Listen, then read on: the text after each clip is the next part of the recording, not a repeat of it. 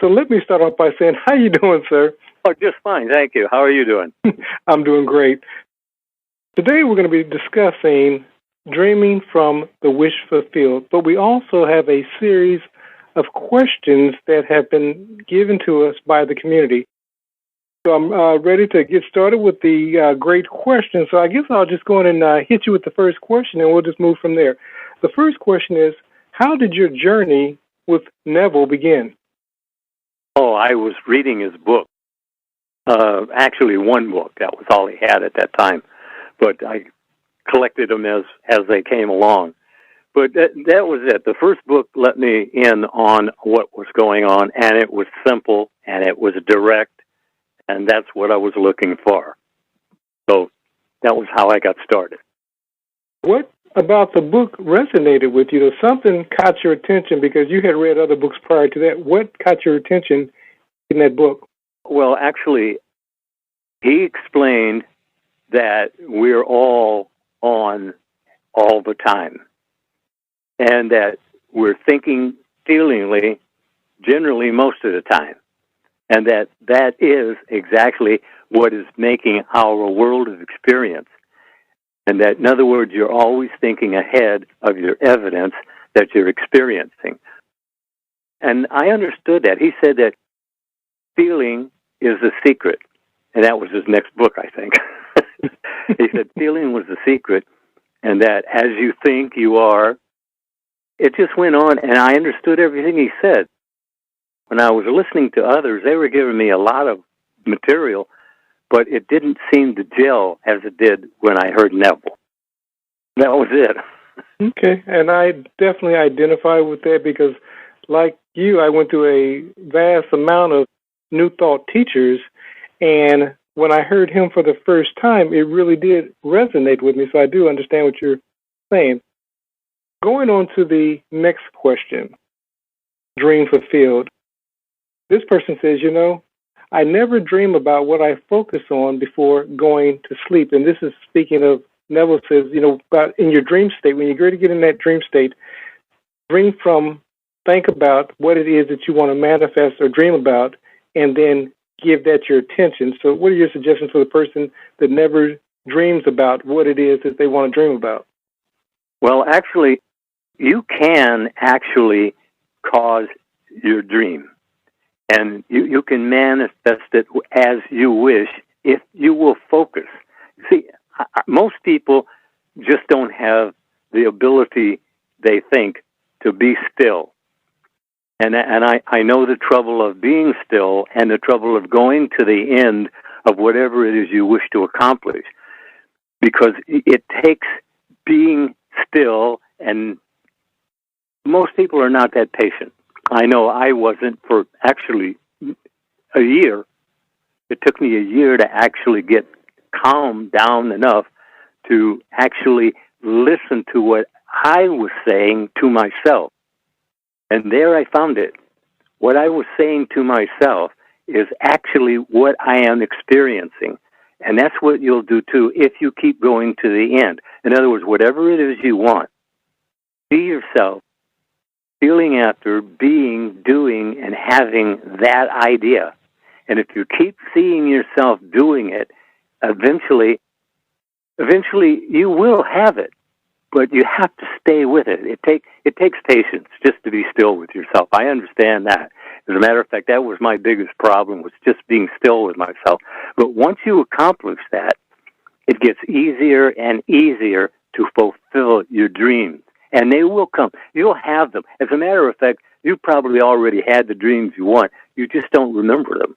But what I'm talking about is you're in the dream, and you are being in the dream awake. And you know that you're dreaming. What happens then is usually you just come right back to now, and it just disrupts you from having a clear choice of what you're thinking about. But it is you who's doing it. And you must be feeling after better than the best, because that's what you want, isn't it? Better than the best. I mean, you know what that is to you, don't you? Absolutely. You said a lot, and I actually appreciate what was being said, and I think that sometimes when people listen, they miss the answer in what's being verbalized. But you said, first of all, you got to continuously feel the dream out while you're in the waking state. So as you're living and doing your everyday, live from the end that you desire. The dream or getting into the impression of the dream prior to going to sleep, that's the last step. But throughout your day, you have to imagine, be, do, and experience what it is that you want to manifest. Would you agree? Yes, that's it. You have to feel what it is that you want. And to feel it, that takes your attention. And what has your attention has your life. And if you keep feeling after the end, you'll find it. It'll be with you. It's automatic. See, that's what people really get frustrated about when I say it's on automatic. But it is. He tells you that if you do this and this, this happens. So if you're doing this and this, then it'll happen. Won't you say? I would say. And as we do this and this, whatever that looks like, that's what's being manifested not only in our dreams, but also in our reality. Somebody asked the question, you spoke about living from the end. And they asked the question, they don't get into all the feeling stuff. They want to know, can they just think from the end? Is that okay? And I told them, of course, yes, but I did want to get your feedback on that. Well, it says feeling, thinking feelingly. In other words, you're actually doing, being, and having the very thing that you're looking for. And also this, if you'll do that, what you're looking for is also looking for you. And that's the reason why you have to stay with it. That's the reason why you have to stand to see the victory. Because it is right with you anyway. You're just not recognizing it, and that's what you're to do, to recognize what you're feeling, because feeling is the secret, isn't it? It is absolutely the secret. So in talking about that, some people inquire, Neville would often say that when you left this body, when you returned, you would be 20 years old. So a person inquired, why 20 years old? And is that the same for everybody? What is your thought about that? I don't know. I really don't know. Because, I've experienced it in different ways at different times. So there again, that's the reason you have to be feeling what you're thinking about. You'll start thinking from it, and you'll see your dream actually materializing right in your mind. Because that's where it all works. That's where you're working in your mind. It's not what you're doing on the without. It's what you're doing in your mind. That's what you have to do. You have to feel after what it is you want and be there doing it in your mind, and it'll wind up being yours, right? Absolutely. And I appreciate in the answer saying that you didn't know, because a lot of times people feel like they're forced to give an answer even if they don't know that answer to be true. So I do appreciate that. And each person has to discover for themselves. And what I mean by that, I've seen loved ones on the hereafter, and I've had encounters with them. And to be honest with you, all of my loved ones weren't 20 years old. Some were as I remembered them when they left this plane of existence. So for each of us, that may be different. That was Neville's experience. You may find, as far as your encounter with loved ones, may be at a different age. And the truth of the matter is, until we leave this actual plane of existence, we won't know. So I do appreciate your answer. Going on to the next question. The question is, if babies are possibly returning spirits, and we see this overpopulation of people, what's happening with babies? Are they multiplying? And I have my thoughts about this, but the question is, if babies are returning spirits, then why don't we just have the same population growth continuously, basically? Actually, the first part of your question, I don't know what it is with someone else, but I know with me, I had to feel what I was doing to actually experience it in a dream. But when you're in the dream, this one seems like a dream, and when you're here, that one seems like a dream. So it's up to the individual attitude attitude about what you're doing, because it's your attitude that gets focused on. If you're feeling I am that, that's the focus you want to keep in mind. You are that, what you want to be, if you'll stick with it. Isn't that the way it works? That is how it works. And just for clarity, what he did was went back to the previous question that we were talking about. So I don't want you to be confused. Now, to the second question, babies returning, as it were. If you're saying the babies are returning, let me add something here. What we're speaking of then as a reincarnation, what Neville and other teachers say is that they continue on. They're not coming back per se in this life. They go into another plane or level of existence. But I'll let Mr. Lindell add his input and his beliefs towards that. Actually, he has set bounds to the number. So, therefore, it's not a returning. You're not really going. You're right here. Even though you're not in this dream, you're still in the dream, but you haven't gone anywhere. It's the same thing as when you're meditating and you're in a dream there. That means that this one seems like a dream, but when you're here, that one seems like a dream. You don't go anywhere. It's all right here. In other words, as you're thinking about you being and doing, you focus on that, you will be doing what you were thinking feelingly about. But it's a maintaining it. In other words, just like DeCarlo said, you have to have the feeling of having arrived even when you're not there and you're doing something else. Isn't that it? That is it. So as we're going to the next question, the person inquires, they says, what is your opinion about Dr. Joseph Murphy and the power of the subconscious mind? Did you know him, and how did you like him or whatever? Oh, yeah. Joseph Murphy, yes. He was great. As a matter of fact, there were a lot of them out there that had the same idea, but not to the length that Neville did. You know what I mean? I do. Yeah.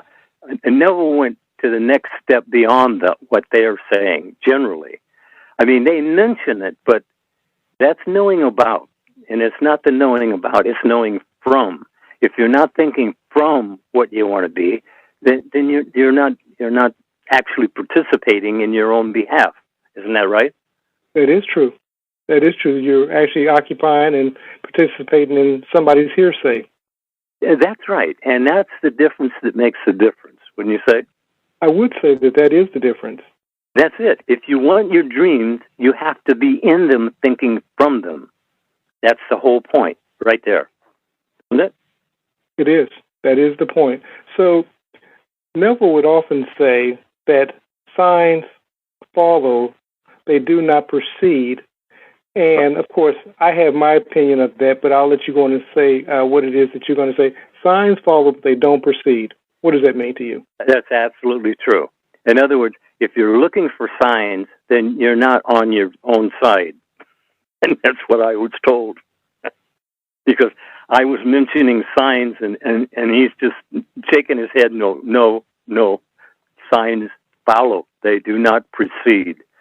And I wrestled with that for quite a while. But that's the point. You're making yourself. They themselves are makers of themselves. What are you thinking about? Because that's what you're making yourself. I mean, as you think you are, as a man thinketh in his heart, his feeling nature, that's it. That's what you're doing. That's what you're being. That's what you're having. If you change it, that'll change it, won't it? It would. And I'd like to add this on the signs follow and don't precede. Neville, as well as Mr. Lindell, will often say we're always thinking ahead of the evidence. And that's exactly what that means about the signs follow, they don't precede. You think, and the evidence follows. Signs follow, they do not precede the evidence. Would you agree? That's it. That's absolutely it. Next question. Next question. How do you deal with someone who has attention deficit hyper disorder, or with somebody who has the inability to focus? Actually, everybody has the ability to focus. You really do. If you'll just sit still and be calm and be thoughtful about what you want to do and how you want to do it, that will take you where you want to go. We're always thinking ahead of our evidence. And if they're thinking, feeling beings, which they are, all they have to do is focus on thinking feelingly. That's it, isn't it? It is it.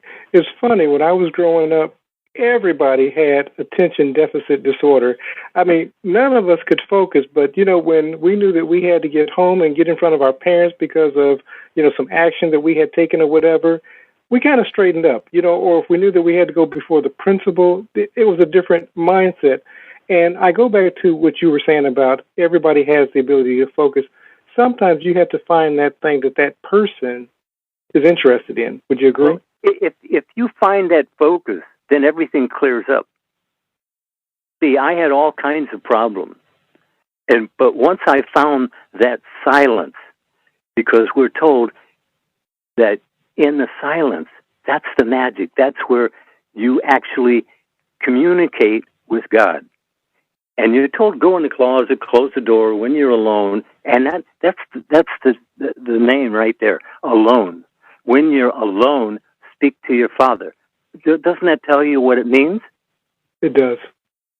If you're alone and you're speaking to your Father, then Jesus was telling you, right, I and my Father are one, even as you and I are one.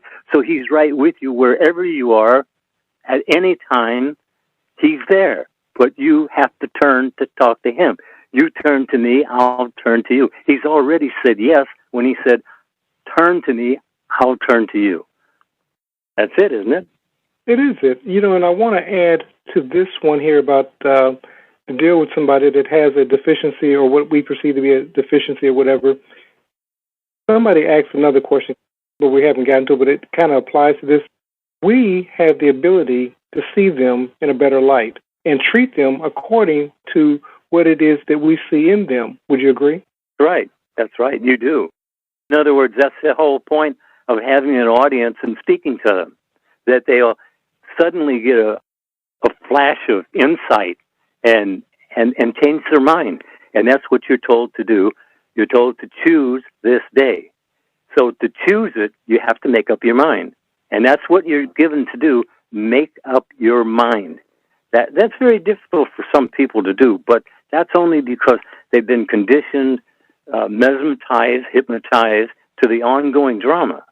And your head is so full. We're told to be in the world, but not of the world. And you can be in the world, and you can enjoy everything, but you have to put yourself in that space. I am that. That's what you want to focus on. What your dream is, be it. It doesn't say think about it. It says be it. And that's what you have to do in mind. You're going to the end of what it is that you want to accomplish, and as it's accomplished, you'll know what you can do. You can change your mind and your world, and you can change other people if they're receptive. Because we're told that you receive not because you ask not. So if they're not asking, well, then generally you really can't do much for them if they're not asking. Isn't that right? That is right. And I want to tell a brief story because it's relevant to the person's question. When I was growing up, I had a mild form of dyslexia. And of course, my other challenge was I entered school extremely late. So I was playing catch-up all the way to about the 8th grade. And for a long time, I brought into the stories that everyone else was saying about me, that he couldn't learn, that he wasn't teachable, all the stuff that they said about me. I purchased it hook, line, and sinker.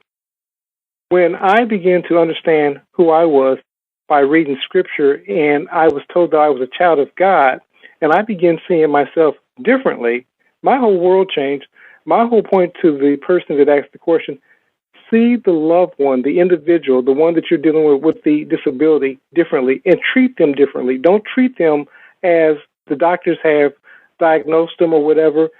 My grandson comes over, and he has certain deficiencies. And in his own household, they treat him like that. But I treat him like a little boy who is capable, and I hold him responsible as a little boy who is capable. And you know what he does? he responds accordingly. Would you agree? Of course. And that's, you're perfectly right. That's it. In other words, what you're thinking about when you're talking to them, that's what they perceive. Not necessarily what you're saying, but what you're thinking, they're perceiving that. They don't know that they're perceiving it, but they are. So, in other words, think only on things that are lovely and of good report to them, and then they'll respond back to you in the same manner if it's consistent. Think? I absolutely agree. If we lift them up in our consciousness, they will acquiesce and they will begin to meet the standard. But if we keep holding them down to all these labels, they're going to respond to the labels. Would you agree? That's right. That's absolutely right. And what is it? What are they doing? It's repetition of the negative. And that's the reason why they keep experiencing it, because they haven't changed the thought yet. They got the original thought from somebody, their parents or friends or neighbors or whatever. But if they don't change that thought or drop it and take another one, then actually someone on the outside is actually controlling their life. Wouldn't you say?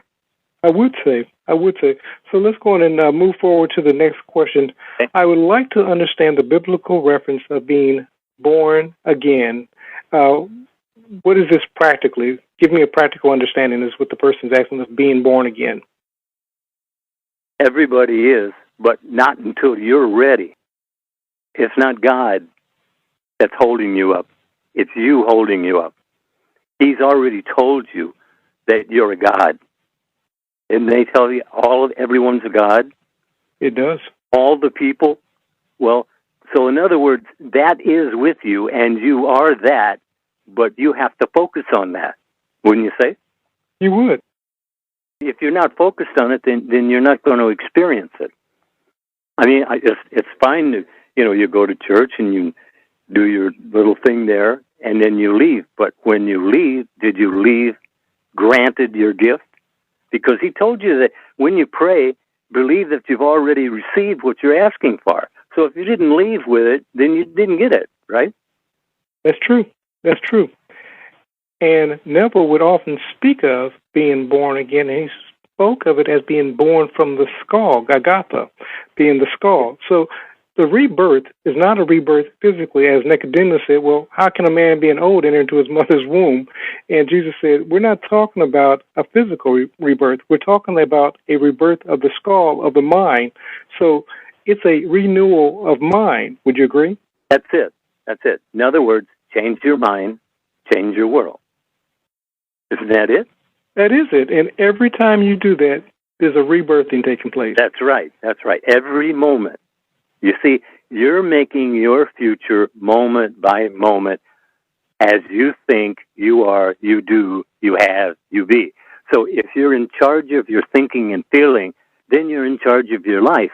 But if you're not in charge of your thinking and feeling, then you're in charge of everything going on in the world around you. And you're told to be in the world, but not of the world. And that's something you really are to focus on, don't you think?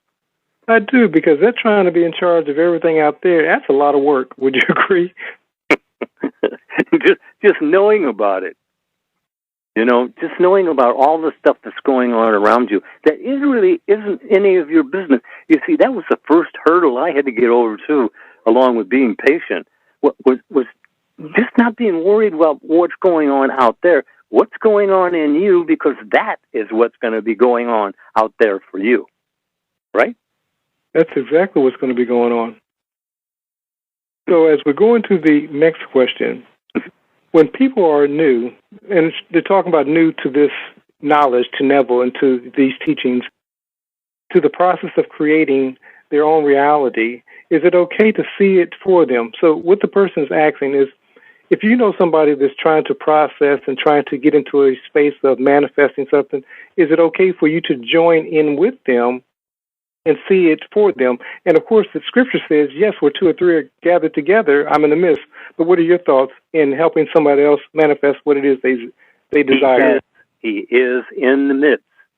That's it. He's in the midst, just like you said. But it's as you think you are. What are you thinking about, generally, most of the time? because that's your world of experiencing. And if you want to change it, all you have to do is just change your mindsets, because your mindsets, all of that works automatically.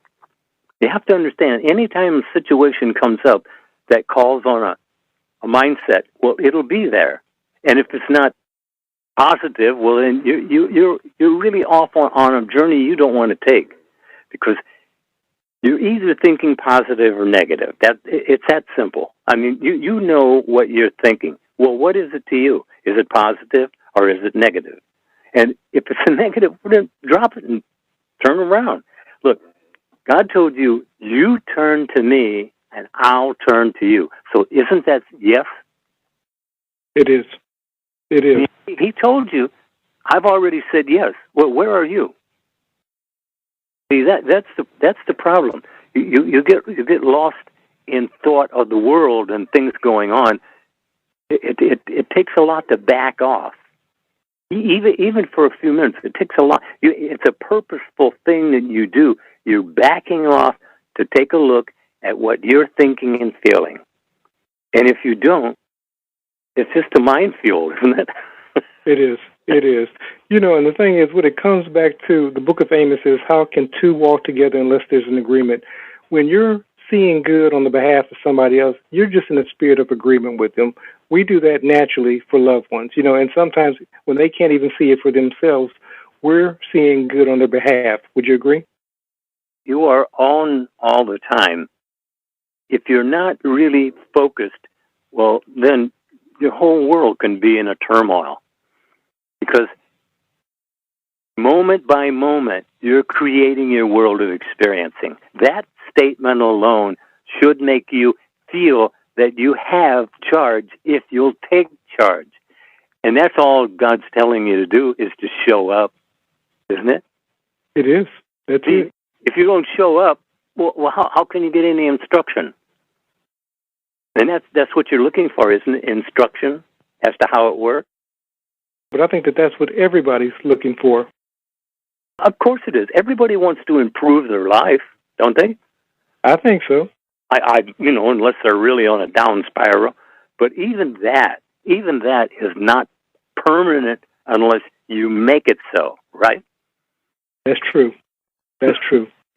I mean, we all have bad days.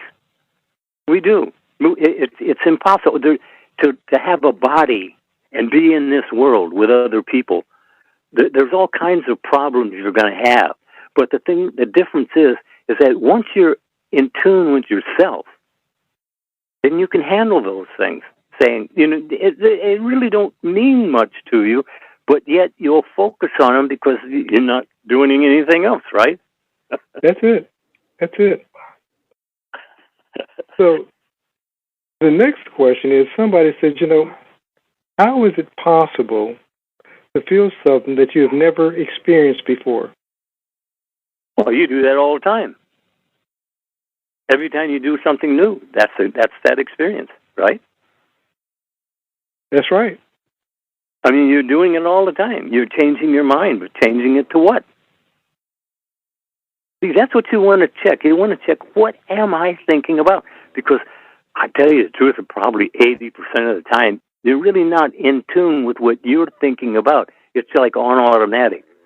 But if you focus, and that's the whole thing, isn't it? Focus. That's it. And you can focus on something. I know. I mean, if I stepped on your toe, I'd have you focusing on your toe. That's true. You said it.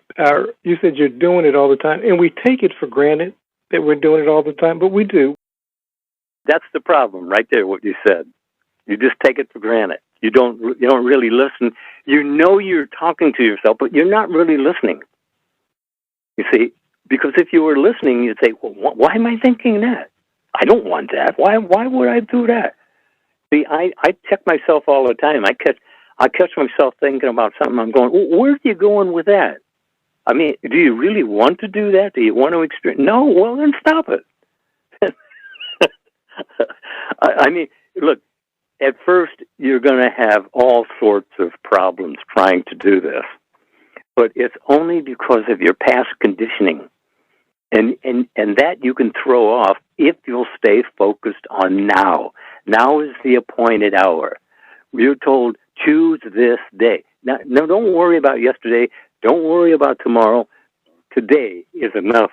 Isn't that what Jesus said? Today is enough for you? It's got more than enough for you. Oh, absolutely. Okay. Yeah, I added that more than enough, but he did say that. yeah. Actually, that's it. If you're not focused, then you're scattered, and that's what he says. They're scattered, and you can unscatter yourself if you'll focus. But that's there. We're right back to what we started off with, that you have to pay attention to what you're doing, thinking, feeling, and if you do, you'll catch yourself setting yourself up, and you can set yourself free. But it just depends on which way you're thinking, doesn't it? It does. And going back to that question, I think a little child would be the perfect experience. They have this Christmas list, and they're already playing with those toys that they've never experienced before in their life, but they're, in their mind's eye, playing with these toys. They've seen the commercials. They've seen the kids in the commercial. They've put themselves in the place of those children in the commercial. Put yourself in the place of somebody that already has what it is that you're trying to get, be, do, have. And imagine what it would be like being them. Go back to your childhood and remember what it was like when you anticipated Christmas before having that toy. Would you agree? Yes. That's what it is. You got to go to the end.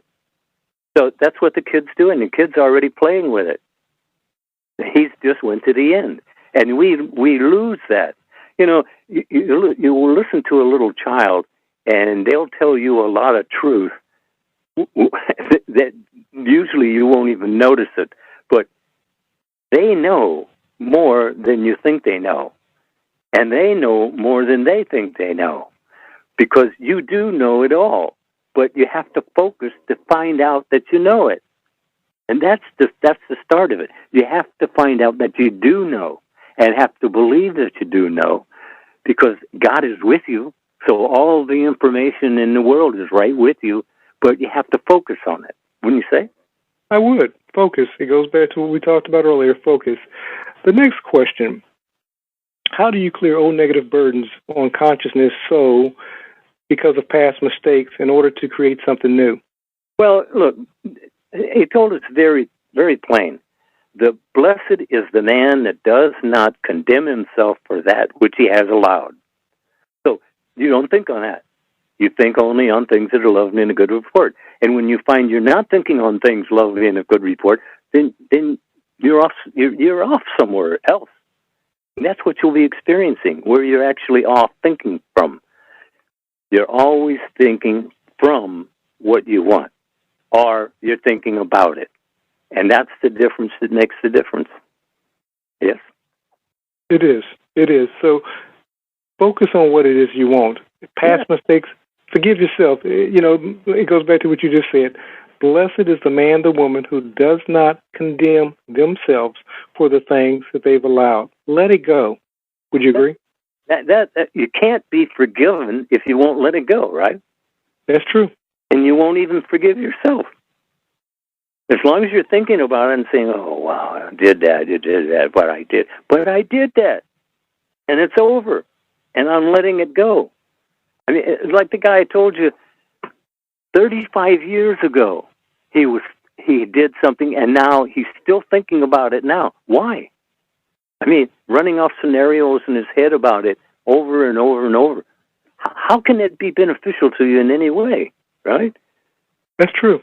That's true. So the sooner you let it go, the better. Would you agree? That's it. The sooner you let it go, you'll live, rather than just be alive. Because that, you see, most people are just alive because they haven't stepped across the line yet. In other words, turn from what you were thinking and feeling to what you desire to have, to feel, to think. Because you have to think from it to have it. If you're thinking of it, that means you don't have it, right?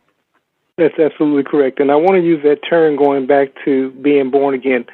When you make that turn, when you make that change, that's a new birth taking place. Of course it is. When you change your mind, that's a new birth.